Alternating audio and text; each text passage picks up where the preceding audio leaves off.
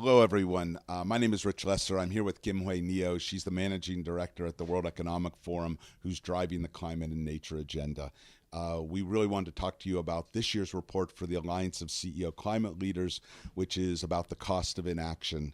And the near-term impacts of climate risk are really quite substantial. That we're talking about physical risks that could impact 5 to 25% of corporate profitability in a relatively short time frame, of course varying around the world and varying across sectors of the economy. On top of that, the risk of falling behind in the transition also presents risks to businesses in their own performance and their own ability to drive value creation. So that's what we're here to talk about. And Huay, I just wanted to start by asking you your reactions to the report. Yeah, indeed, Reach. I think the cost of inaction report is a very important report because it actually highlights the escalating risks that businesses are currently facing. When we look at the global risk survey, extreme weather risks is the top two risks that businesses feel are extremely important in the next 2 years. And we feel that extreme weather, whether these are in the forms of wildfires, droughts, floods, heat stress are increasing in intensity and frequency. And it's very important for businesses to have a good sense of the risks that they are facing, and more importantly, on the opportunity of actually investing into adaptation, resilience, as well as mitigation solutions. And they come hand in hand. One can actually adapt to the changing climatic conditions while at the same time cutting emissions and looking at measures to restore and better protect nature. It was interesting for me as we were going through the report because we've tended to focus on climate risk in the distant future that feels quite far away, even if it may not be as far away as we think. What this report showed, I thought, is that the risks are coming closer and closer in. And of course, we're experiencing it around the world right now, whether it's fires or floods or storms.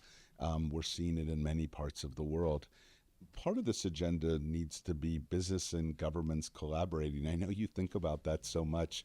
What are your reflections as it relates to this cost of inaction of how governments and businesses should work together? Yeah, the risks may not be very well understood. One, because what we're experiencing is unprecedented. Last year was the hottest year on record, 1.54 degrees C, and the indicators from the climate scientists are not looking good. But for businesses to be able to act quickly and at scale, they need the right policy environment, policy predictability, consistency, so that they can invest. Because some of these investments are fairly long-term, so that they can plan ahead, invest long-term, and this requires policy support. Yes. To enable that business case to be strengthened. And if we have a good business case, it's a lot easier for business to move forward. So that business policy, dialogue, partnership is absolutely critical. We are dealing with change that's happening very quickly. So the more often they can engage with each other to work together and align on objectives, I think the faster and better that we can move at speed and scale. I completely agree with you. It's another example. We've been working together now for years and seen this on many of the things we've done, that if we want to go at the speed and with the strength that we need business and governments to work together.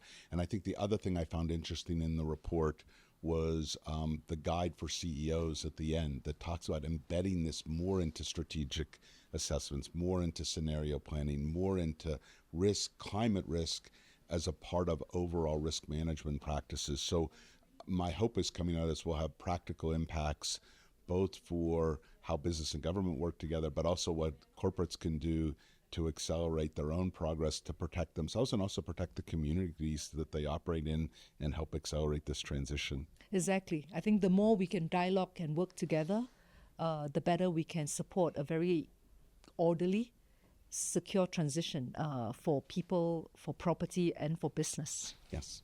Thank you. Thank you, And Rich. thank you all for joining us.